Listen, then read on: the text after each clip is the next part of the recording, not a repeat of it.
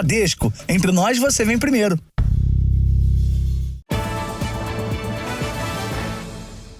Olá, boa noite. Boa noite. Especialistas estimam que existam 8 milhões de páginas falsas na internet. Criminosos aproveitam as datas comemorativas para criar anúncios de produtos que não existem e enganar as vítimas. Foram quase 3 meses à procura de um armário pela internet. Até que na semana passada, a Silvia recebeu um anúncio de uma promoção numa rede social. O produto parecia ter boa qualidade e o valor cabia no bolso. A enfermeira então fez a compra. Eu preenchi tudo com meus dados, CPF, RG, endereço, tudo direitinho. E caso eu não estivesse, deixasse com a vizinha. O prazo de entrega era de 2 dias, mas até hoje não chegou. Eu fui olhar no site, tem várias reclamações desse site, que é tudo enganoso. E daí eu fui ver que eu caí num golpe. Esse tipo de crime se chama phishing, palavra em inglês semelhante a outra que significa pescaria. Ou seja, criminosos criam anúncios para servir como iscas, para atrair as vítimas. Especialistas em segurança digital estimam que existam cerca de 8 milhões de páginas falsas na internet. Os anúncios quase sempre chegam pelas redes sociais. São ofertas tentadoras, produtos de qualidade a preços baixos. Mas o que parece um ótimo negócio se torna prejuízo. Além do dinheiro, os criminosos estão atrás dos dados pessoais das vítimas. Com as informações que são fornecidas, ele pode se cadastrar, por exemplo, em inúmeros sites, fazer compras em seu nome e até mesmo quando, por exemplo, você fornece sua imagem ou sua fisionomia, ele pode inclusive abrir uma conta no site bancário. A criação de sites falsos costuma aumentar perto de datas comemorativas importantes para o comércio, como o Dia dos Pais, das Crianças e Natal.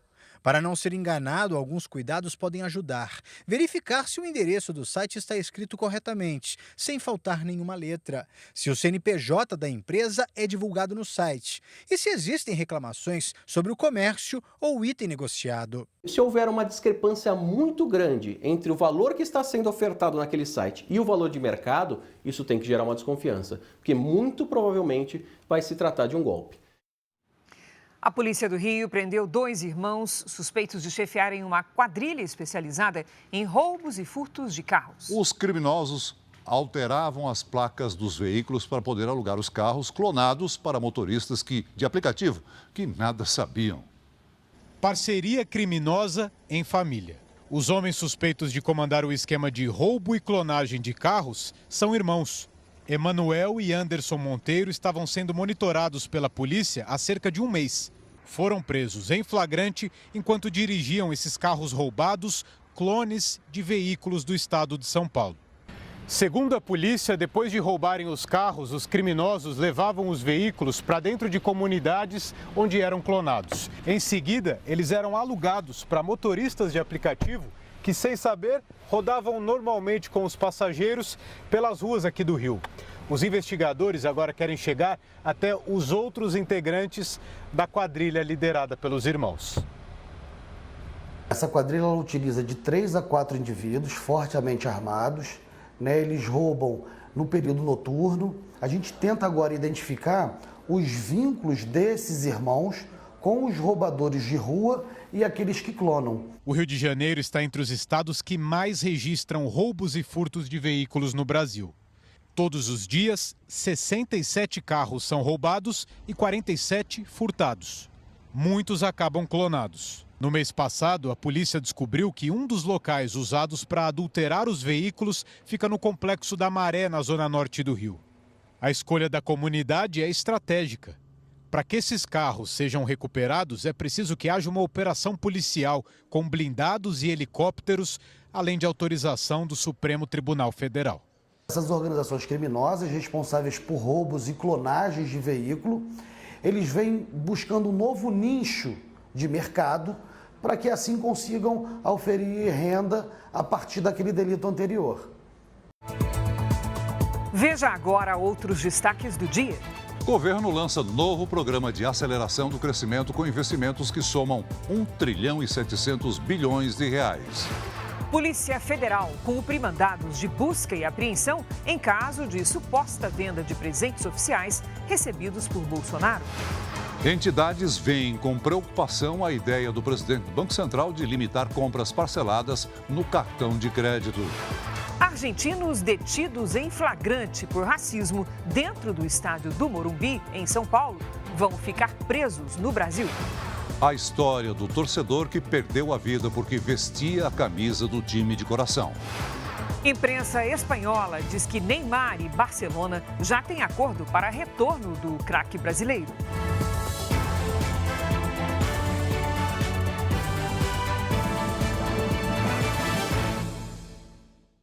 Oferecimento: Bradesco. Nunca execute arquivos enviados por e-mail ou mensagem.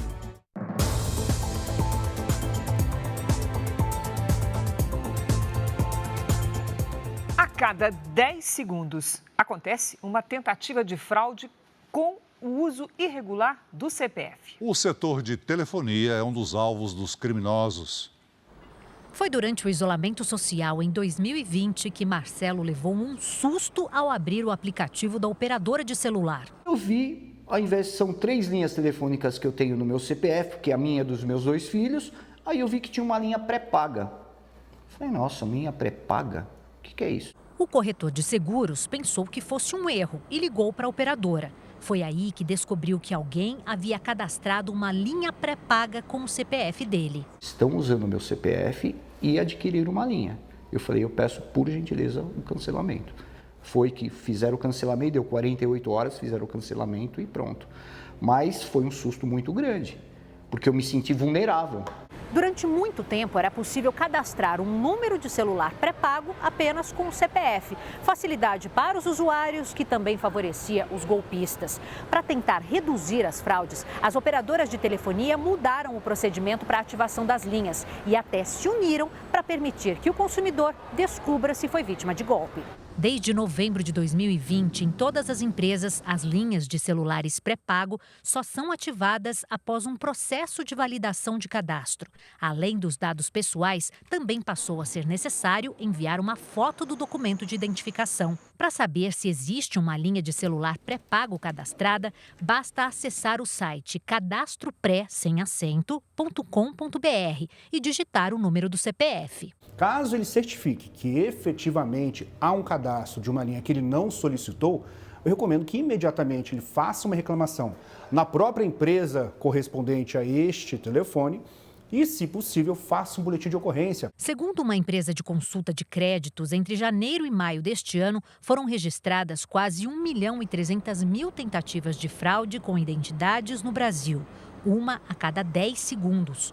Para o especialista em direito do consumidor, a principal dica para se proteger é ter cuidado com os documentos pessoais. Mantenha esses documentos guardados em um local seguro, evite ao máximo ter fotografia do seu RG, CPF ou comprovante de endereço nas nuvens que possam existir por meio do seu celular.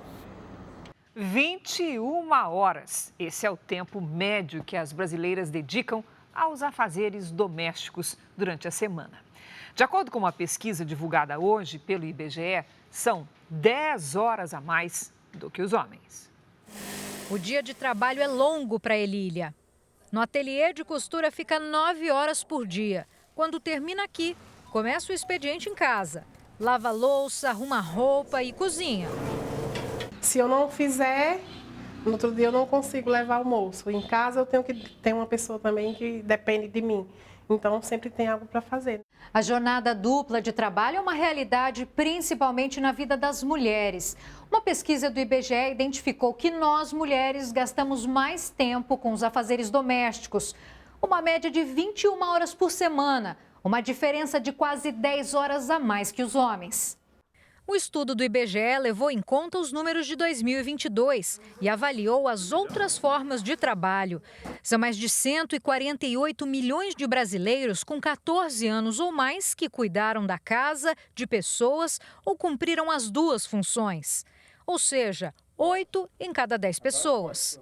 Além de mais horas trabalhadas, a proporção de mulheres responsáveis pelos afazeres domésticos é maior também, o que inviabiliza para muitas trabalhar fora, segundo o IBGE.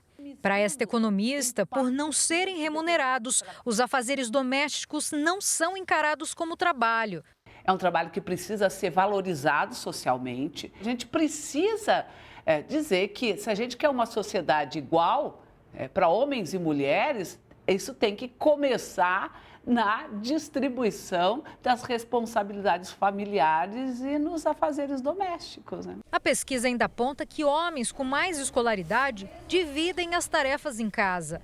À medida que aumenta o nível de escolaridade, também há um nível de conscientização maior destes homens em relação ao compartilhamento. Elília sabe bem o que faria se tivesse menos tarefas em casa e mais tempo para ela.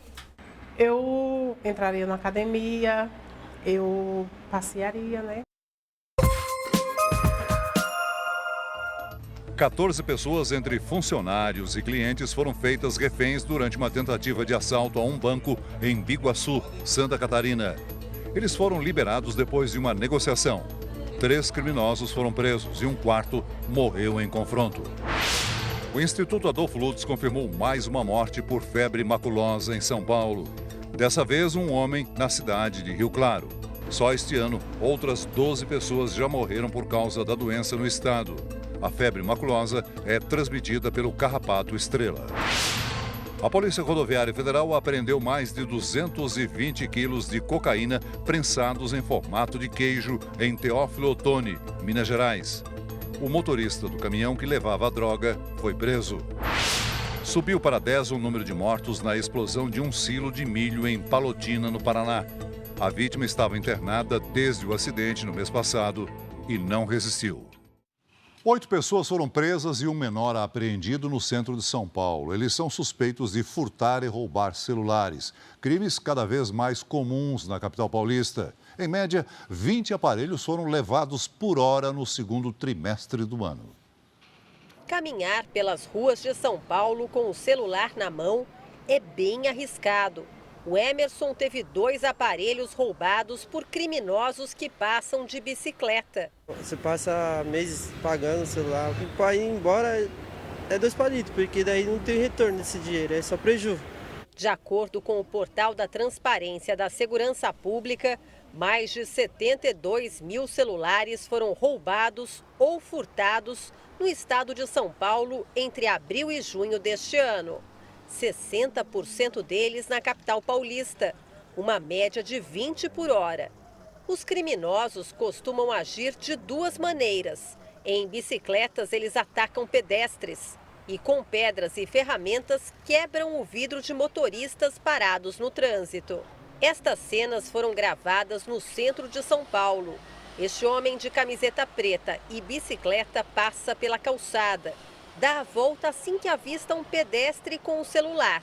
Ele se aproxima do homem, pega o aparelho e foge.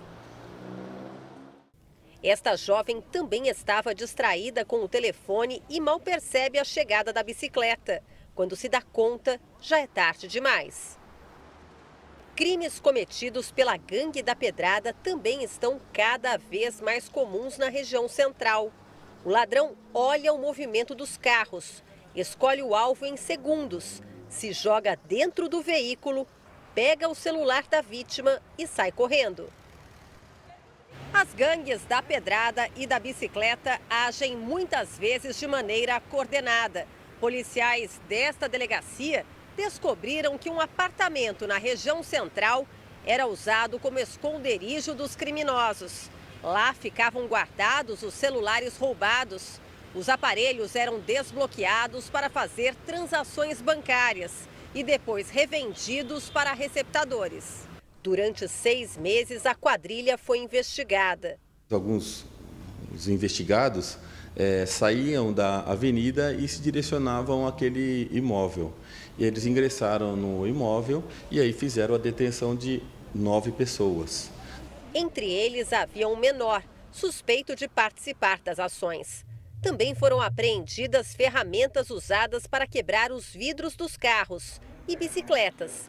13 celulares foram recuperados. Vai ter um desdobramento. A gente vai tentar chegar agora nos receptadores dos telefones celulares, nas vítimas que foram lesadas. O presidente Lula anunciou a nova versão do PAC, o Programa de Aceleração do Crescimento. Os investimentos somam 1 trilhão e 700 bilhões de reais. A maior parte dos recursos deve vir de parcerias com a iniciativa privada.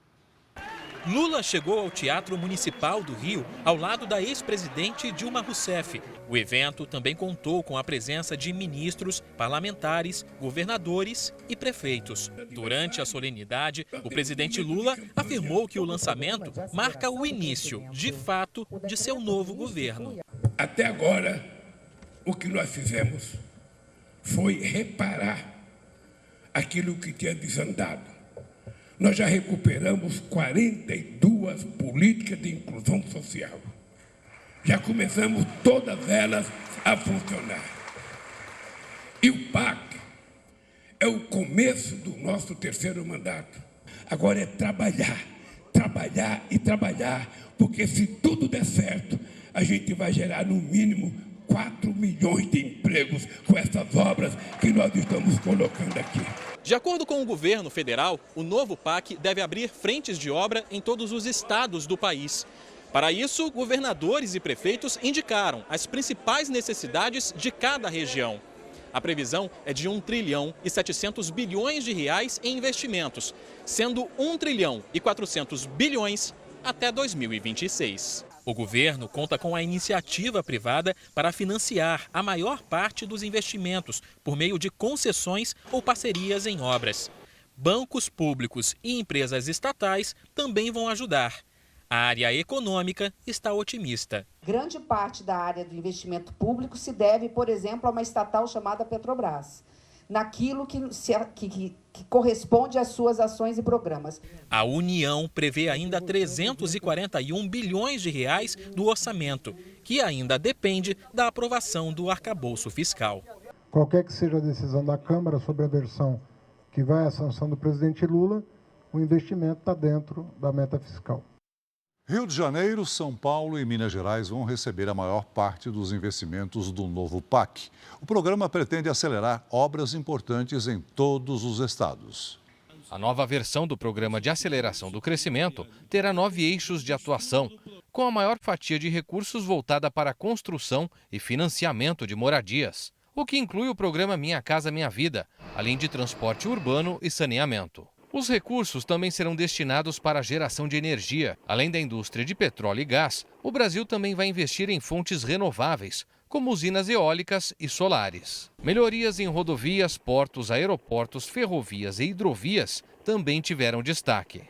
Entre as principais obras do novo PAC em São Paulo estão a implantação do túnel Santos-Guarujá, a extensão da linha 2 verde do metrô da Vila Prudente até Guarulhos e o trem de passageiros de São Paulo a Campinas. No Rio, o foco principal será a construção de 16 novas plataformas para a produção de petróleo e gás natural e 11 gasodutos interligados. Em Minas Gerais, haverá investimento na duplicação da BR-381 entre Governador Valadares e Belo Horizonte. Na Bahia, duplicação da BR-101 da divisa de Sergipe até Feira de Santana. No Amazonas, uma das obras será a restauração da BR-174, que liga Manaus a Boa Vista, em Roraima, enquanto no Rio Grande do Sul serão construídos acessos para a nova Ponte do Guaíba, em Porto Alegre, e em Goiás, o Hospital do Câncer. Nós temos segurança de alocar esses recursos e nós atuaremos garantindo responsabilidade fiscal que será compartilhada com a responsabilidade ambiental e com a responsabilidade social. O cuidado de oferecer policlínicas para as pessoas fazerem tomografia, ressonância, o cuidado para garantir escola para que as mães tenham onde colocar seus filhos, o cuidado para que tenhamos escola em tempo integral, garantindo curso técnico para os jovens. É esse o cuidado do PAC, cuidar de gente, cuidar da vida e cuidar do emprego da população com responsabilidade fiscal. O Rio de Janeiro será o estado com maior volume de investimentos no novo programa, por ser responsável pela geração de energia com fontes como petróleo e gás. São Paulo, o estado mais rico do país, vem em segundo lugar, seguido de Minas Gerais.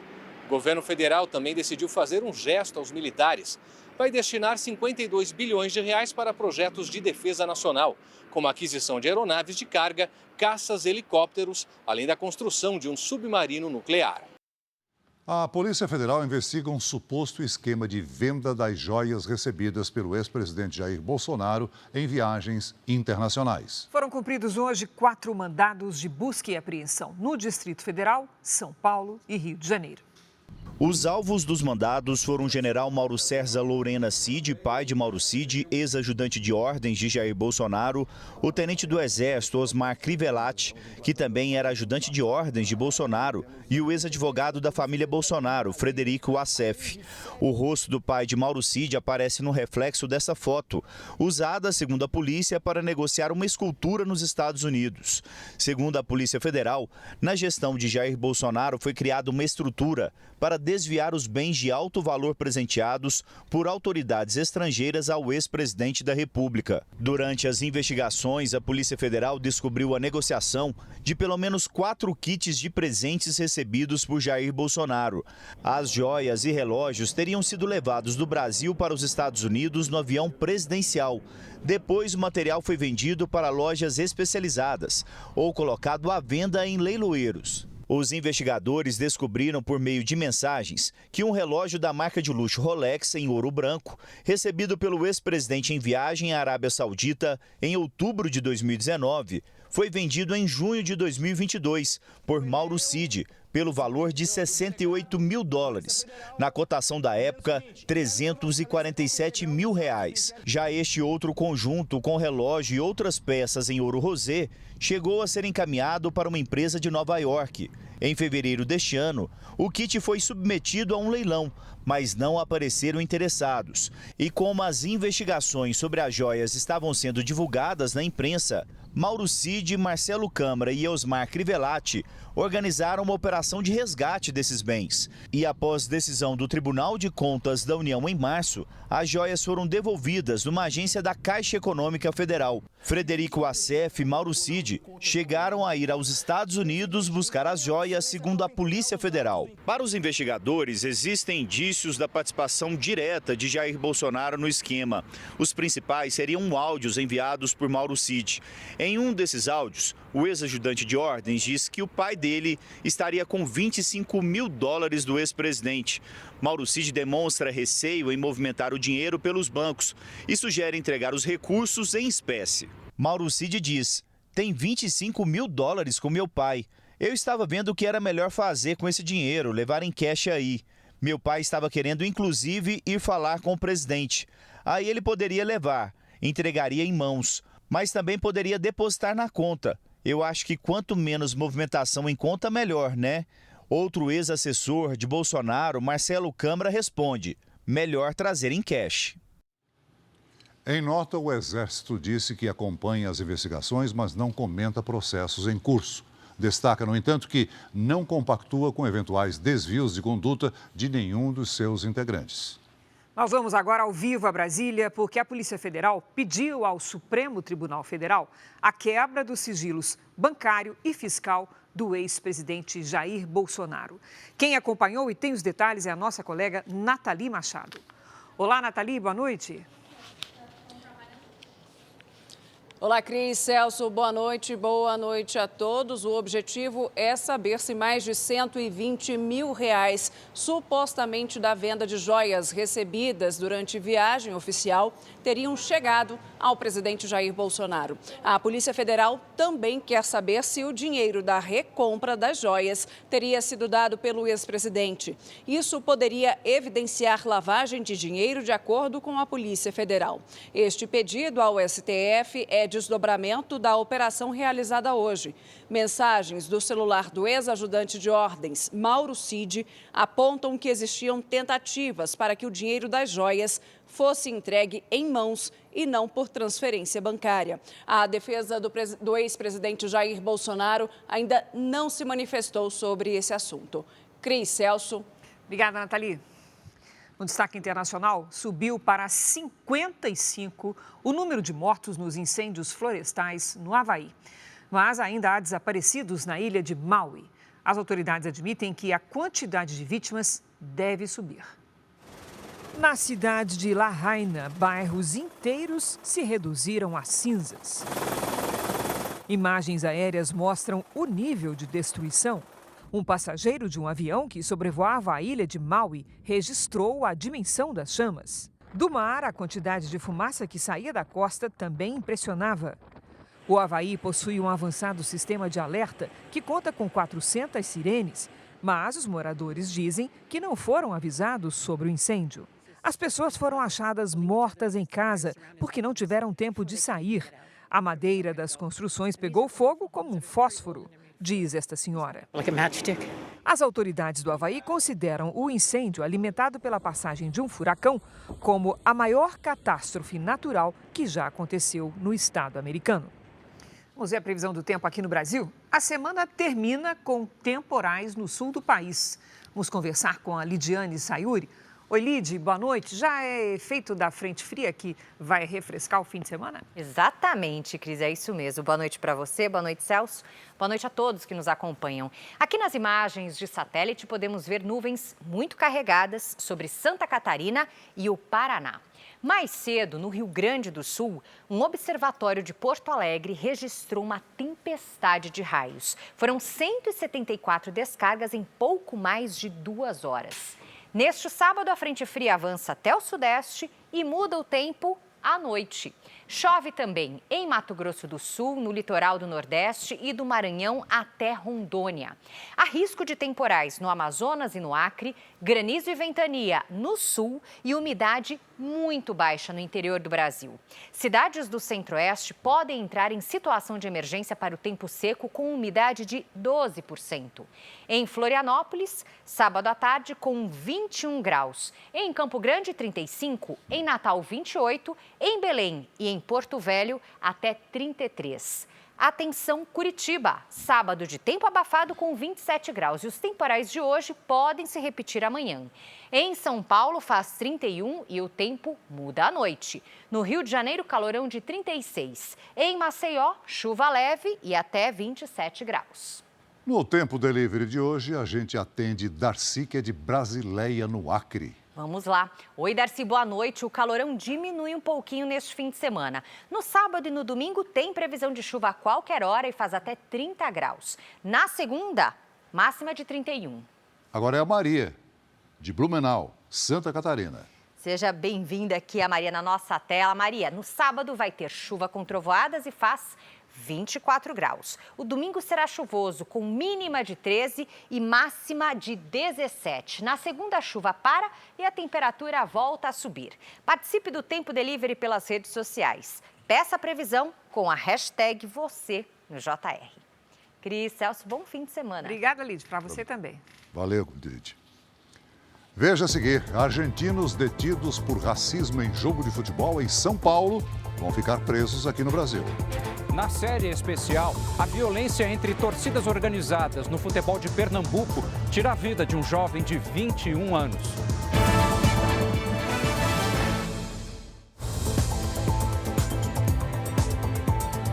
O irmão dos cantores sertanejos Mateus e Cauã foi preso por tentativa de homicídio em Goiás. A repórter Fernanda Arcanjo está em Goiânia e tem os detalhes dessa informação. Boa noite, Fernanda.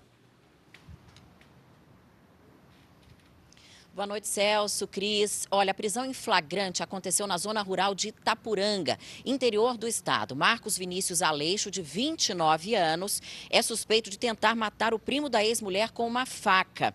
O homem denunciou o crime no hospital após ser socorrido com um ferimento nas costas. Ele está fora de perigo. Marcos Vinícius fugiu logo depois da facada e foi encontrado pelos policiais com 11 gramas de maconha. Ele é irmão da dupla sertaneja Mateus e Cauã, que começou a carreira aqui em Goiás. Ainda não se sabe o que motivou o crime. A assessoria dos artistas ainda não se pronunciou sobre o caso e nós não conseguimos contato com a defesa do suspeito. Celso?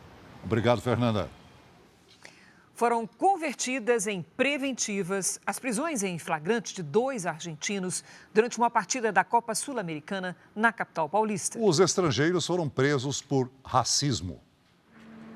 Os argentinos vão ficar presos num centro de detenção provisória em São Paulo. David Emanuel Benedetto e Matias Ezequiel Ramírez foram presos em flagrante ainda no estádio do Morumbi, após o jogo em que o São Paulo eliminou o São Lourenço da Copa Sul-Americana. A Polícia Civil de São Paulo divulgou hoje vídeos que mostram os 2 estrangeiros imitando macacos. Um garoto de 12 anos ainda foi atingido por uma banana que teria sido arremessada por David Emanuel.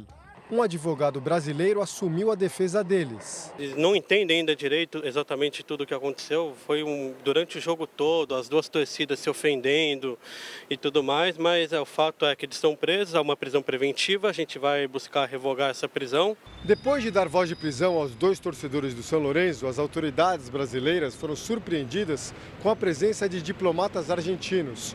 Os representantes consulares pediram ao delegado para minimizar as acusações de racismo e chegaram a oferecer viagens a Buenos Aires para as vítimas que se sentiram ofendidas. A declaração é do delegado que comanda as investigações de repressão aos delitos de intolerância esportiva. Eles queriam, de alguma forma, minimizar essa questão e aí tentaram oferecer, enfim, algumas coisas para que eles pudessem desistir da ação, mas obviamente que isso é inaceitável. O desembargador Sérgio Antônio Ribas, que estava no estádio para assistir ao jogo, reafirmou as acusações e disse que o embaixador da Argentina, Daniel Scioli, esteve na delegacia. Como é que foi a atuação ali, no momento de tudo isso, desses representantes do governo argentino?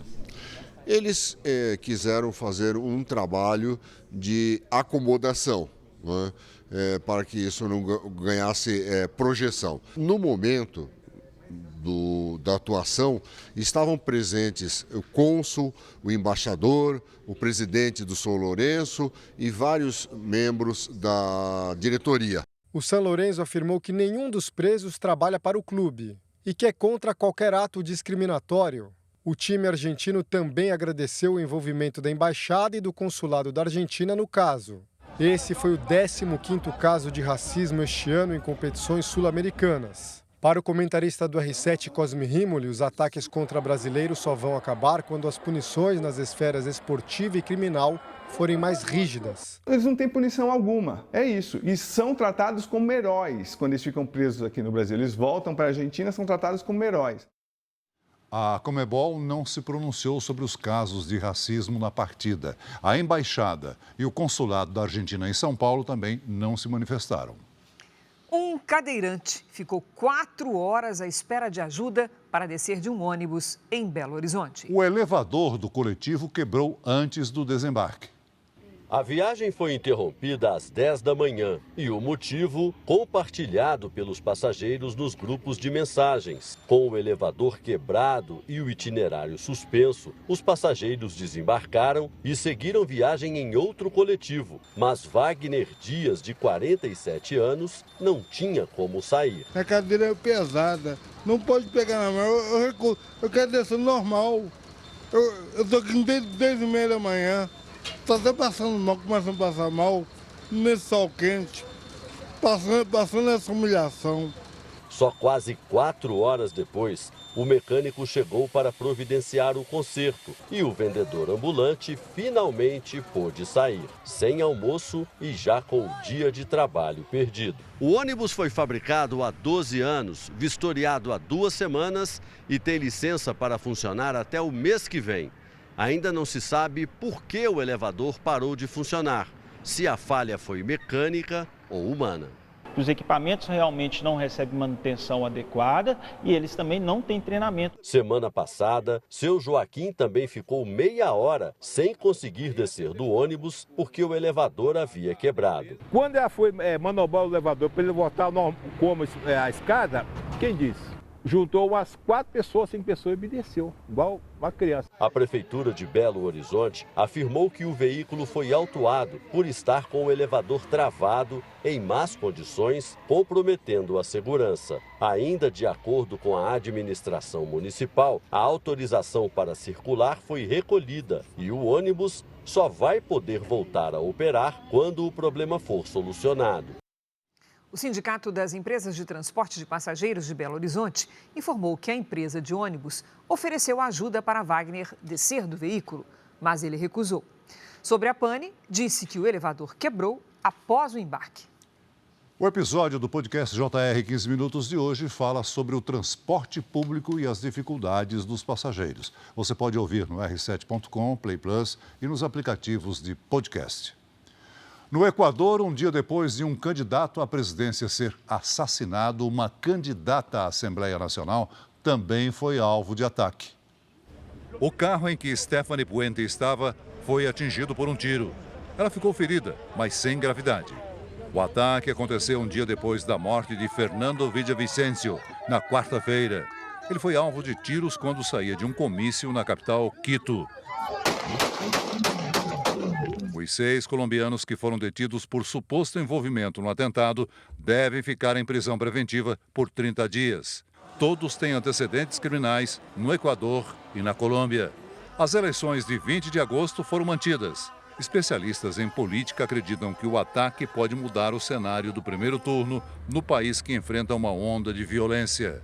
Ainda não foi divulgado quem vai substituir Villavicencio no pleito.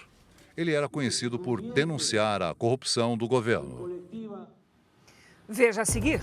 Especialistas veem com preocupação ideia do presidente do Banco Central de limitar compras parceladas no cartão de crédito.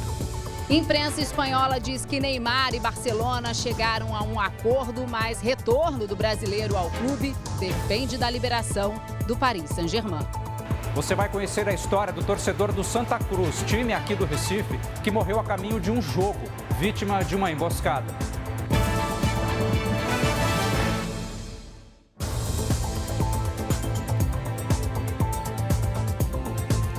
Na Inglaterra, imigrantes foram retirados do navio que ficou conhecido como prisão flutuante. Eles estavam há uma semana no local e saíram de lá por medida de segurança. Uma bactéria encontrada no sistema de abastecimento de água pode causar infecção pulmonar e sintomas como febre, calafrios e dificuldade para respirar. Ninguém apresentou os sintomas. A embarcação receberia até 500 estrangeiros que deram entrada no pedido de asilo. Um tumulto marcou o fim de uma palestra na Universidade Federal do Amazonas. Uma servidora foi agredida e um aluno preso. Os vídeos se espalharam pelas redes sociais. De acordo com a universidade, alunos de um grêmio estudantil protestavam contra a presença do palestrante, o cientista político André Lageste. O tema do evento era empreendedorismo em Israel. Na avaliação dos estudantes, a palestra mencionou ações que violam os direitos do povo palestino. Lageste, que é judeu, publicou um vídeo na internet se defendendo e diz que foi um ato de antissemitismo. Através deste ponto específico, o ódio aos judeus, na condição individual ou na condição de coletivo. Não podem falar que eu odeio os judeus, falam que eu odeio Israel. E eles não queriam que eu estivesse lá somente porque eu sou judeu israelense. O destino de Neymar está indefinido. Enquanto o jogador, o Paris Saint-Germain e o técnico Luiz Henrique entendem que o ciclo do brasileiro no clube acabou, o Barcelona procura formas de recontratá-lo. Segundo a imprensa espanhola, o Barça e o atacante já chegaram a um acordo sobre o salário, mas o retorno à Espanha ainda depende de uma liberação do PSG. O técnico do Paris Saint-Germain preferiu não explicar a conversa que teve com o brasileiro.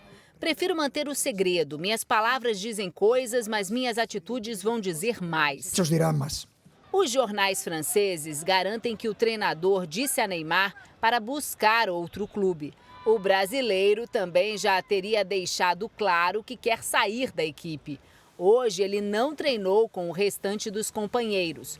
Em Paris, além das inúmeras lesões, Neymar precisou conviver também com os protestos da torcida, já que o jogador e o elenco estrelado não conseguiram nenhum título europeu desde a chegada dele.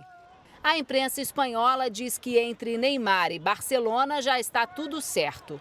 Neymar tem contrato com o time francês até 2027 e o PSG, que desembolsou o equivalente a 836 milhões de reais em 2017 para contar com o jogador, não quer liberá-lo de graça. Segundo a imprensa aqui da Europa, a negociação passaria pelo Al Hilal, time árabe comandado pelo português Jorge Jesus, técnico campeão pelo Flamengo. O clube usaria o dinheiro recebido do governo saudita, que tem investido no futebol do país, para comprar Neymar. Em seguida, o brasileiro seria emprestado ao Barcelona. E nessa transação, o camisa 10 do PSG estaria disposto a ganhar menos. Outra alternativa seria o PSG emprestar Neymar diretamente ao Barcelona com compra obrigatória no ano que vem. Dessa forma, o clube francês pouparia o pagamento de parte do salário do astro. Neymar atuou por 4 temporadas no Barça. Em 2015, conquistou a Liga dos Campeões da Europa. Resta saber se o retorno à Espanha também vai trazer de volta o bom futebol do jogador. 16 pessoas foram presas suspeitas de participarem de ataques em bairros dominados por facções em Fortaleza. A onda de violência começou após a morte de um dos chefes de uma organização criminosa. A sexta-feira foi mais um dia de escolas vazias. As aulas estavam mantidas, mas poucas famílias tiveram coragem de levar os alunos para esta escola municipal de Fortaleza. No mesmo bairro, este outro colégio sequer abriu os portões. Desde o início da semana, uma série de ataques tem levado medo a moradores dos bairros de Carlito Pamplona e Pirambu, na zona oeste da capital cearense. Só ontem, 4 carros foram incendiados. Os criminosos em motos ordenaram a saída dos ocupantes para atear fogo aos veículos. Hoje, alguns comerciantes tentaram retomar o trabalho. A polícia investiga se os ataques têm relação com a morte de um dos chefes de uma organização criminosa na terça-feira. O assassinato teria gerado uma tensão ainda maior entre as facções que atuam na região. 16 suspeitos foram presos, entre eles Francisco Barbosa de Freitas, de 46 anos. De acordo com a polícia, ele faz parte de uma facção e ordenou os ataques. A defesa dele não foi encontrada. 9 armas, incluindo um fuzil, foram apreendidas. Os policiais também encontraram uma granada, munições e drogas. Nós não vamos recuar enquanto não realizarmos todas as prisões e apreensões de todos os responsáveis e acabar com qualquer tipo de sensação de segurança que, porventura, criminosos venham a praticar no estado do Ceará, especificamente em Fortaleza. Entidades e economistas veem com preocupação a proposta do presidente do Banco Central, Roberto Campos Neto, de limitar as compras parceladas sem juros no cartão de crédito. Segundo ele, essa modalidade seria responsável pelo endividamento dos brasileiros no crédito rotativo. Para os especialistas, no entanto, acabar com as compras parceladas pode prejudicar consumidores e, principalmente, inviabilizar a retomada da economia brasileira. O possível impacto no consumo das famílias preocupa o mercado. Ontem, o presidente do Banco Central, Roberto Campos Neto, afirmou que o BC estuda o fim do crédito rotativo, a modalidade que permite pagar apenas uma parte da fatura do cartão, mas aplica juros sobre o valor em aberto. O que preocupa os especialistas ouvidos pelo Jornal da Record é que a proposta defendida pelo presidente do Banco Central para reduzir a inadimplência no rotativo é limitar as compras parceladas no cartão de crédito. O consumidor, por exemplo, não conseguiria mais comprar uma geladeira parcelada em diversas vezes no cartão de crédito sem juros.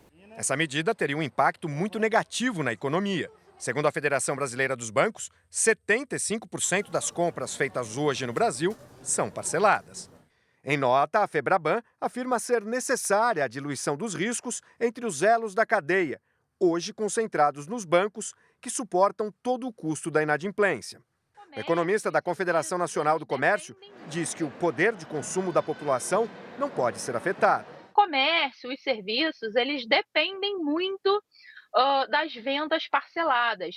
Se a gente elimina, a possibilidade de parcelamento sem juros, a gente vai estar tirando, a possibilidade de consumo de muitas pessoas de baixa renda e de classe média que dependem desse parcelamento. A Associação Brasileira de Bares e Restaurantes também critica a proposta. Olha, você imagina se um comerciante não puder decidir quantas parcelas vende o seu produto. Qualquer produto hoje precisa ser parcelado. Muitas vezes a gente vai até na farmácia e precisa parcelar. Para esse economista, o consumidor será prejudicado com a mudança. Então, essas pessoas não têm poder de compra, não conseguem ter um planejamento financeiro para comprar uma geladeira, uma televisão, um fogão, algo que precisam para o seu dia a dia. Então, o parcelamento cumpre esse papel muito importante. A intolerância das torcidas organizadas causou 2 mortes neste ano em Pernambuco. Um ciclo de vingança que se perpetua até mesmo longe dos estádios. Na série especial de hoje, a história de uma dessas vítimas. Um jovem torcedor do Santa Cruz perdeu a vida numa emboscada a um ônibus feita por torcedores do esporte.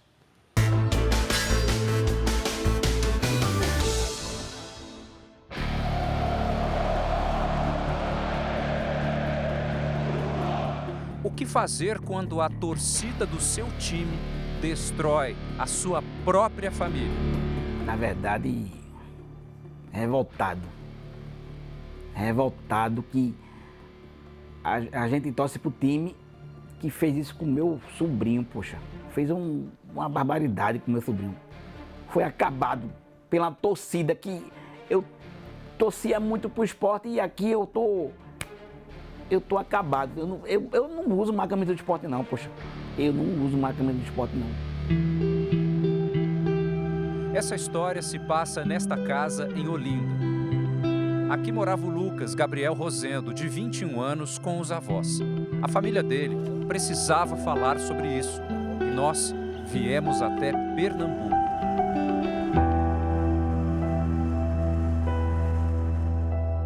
No estado, 3 times têm o maior destaque no futebol: Náutico, Sport e Santa Cruz. É entre esses 2 últimos a maior rivalidade, principalmente das torcidas organizadas, que mesmo extintas por decisão da justiça, seguem espalhando violência.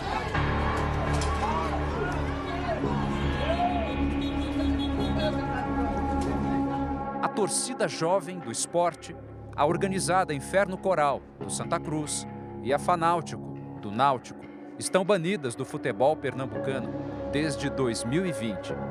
Na casa onde o Lucas vivia, todos dizem que ele não se envolvia com isso. Neste ano, segundo a Delegacia de Repressão à Intolerância Esportiva de Pernambuco, a violência no futebol causou 2 mortes. Uma delas é a do Lucas, jovem que juntava dinheiro para comprar uma moto e trabalhar como entregador. Ao contrário de toda a família que torce para o esporte, o Lucas era do Santa Cruz. E qual era o problema disso? Nenhum.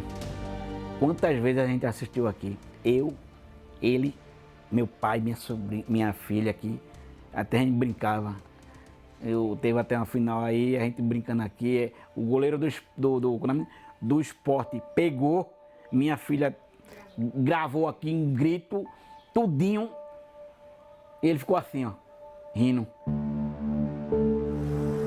E no dia 21 de maio, assim como tantas outras vezes, o jovem colocou a camisa do time para ir ao jogo do Santa contra o Campinense. A prima dele, a Natália, com medo do que vinha acontecendo, pediu que não fosse. Porque eu via muita violência, né? Eu acabava vendo violência. Você que trabalha, você usa transporte público, né? E logo assim, domingo que tinha jogo, segunda-feira, para você usar metrô do Recife, ônibus, é complicado porque você viu uma cena de vandalismo, né? Mas ele foi. Era um domingo à tarde. As imagens internas mostram como estava o ônibus em que o Lucas tinha embarcado. Havia vários torcedores, até que o motorista percebe um tumulto à frente. Barricadas tinham sido colocadas na avenida e o veículo é forçado a parar. De acordo com a polícia, era uma emboscada. Assim como outras pessoas, Lucas desceu e, percebendo o perigo, começou a correr. Nesse momento, os torcedores eles começam a perseguir a vítima, né, pela avenida e conseguem alcançá-la. Quando alcançam, aí a gente consegue identificar ali 5 pessoas agredindo efetivamente a vítima. As investigações mostram que a morte do Lucas, que foi por aqui, faz parte de um ciclo de vingança. 3 meses antes, um torcedor do esporte, o rival, é que foi assassinado. Essa guerra ainda tem um detalhe que deixa a situação mais assustadora: a crueldade com que criminosos tratam as vítimas. Para esses assassinos, só a morte não basta. Esta imagem que circulou na internet, 2 homens seguram uma camiseta do Santa Cruz. A roupa era do Lucas. A camisa foi tirada dele após ter sido espancado. Repare que ela foi rasgada e está na posição invertida. No meio criminoso das organizadas, o gesto tem o valor de um prêmio. As torcidas, quando entram em confronto, o troféu de uma torcida pode ser um par de tênis, uma camisa da organizada, do outro, da adversária, a bermuda. Então, eles têm o hábito de despir a vítima ali. A família não consegue sequer entender. Eles postaram essa foto como se estivesse comemorando a morte do meu primo. E é muito doloroso. Isso é desumano, porque eles voltaram para casa e meu primo nunca mais vai voltar. No começo do mês, no Grande Recife, a polícia deflagrou uma operação atrás dos envolvidos na morte do Lucas. 8 pessoas foram presas por homicídio qualificado, associação criminosa, lesão corporal e provocação de tumulto. O presidente do Santa Cruz, time do coração do Lucas, diz que o clube repudia qualquer forma de violência. Eu acho que o problema está fora dos estádios. O problema está nessas torcidas organizadas serem mal utilizadas, serem utilizadas para fins que não são os destinados no seu estatuto. A gente não pode acreditar na violência. E a gente vê que as torcidas, algumas torcidas organizadas, acreditam que a violência é a solução. O Lucas queria isso, ó.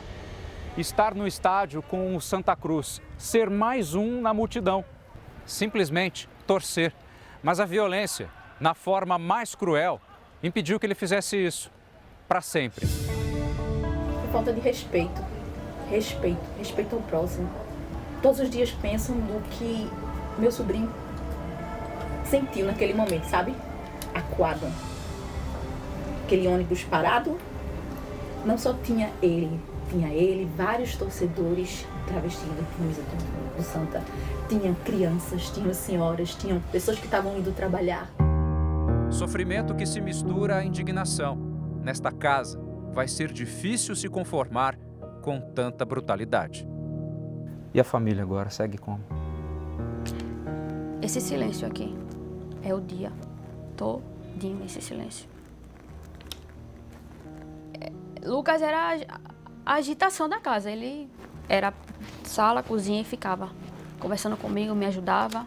É esse silêncio. O Lucas assistia a televisão, ninguém aqui assistia a televisão. Esse silêncio que você está escutando é desde o dia 21 de maio.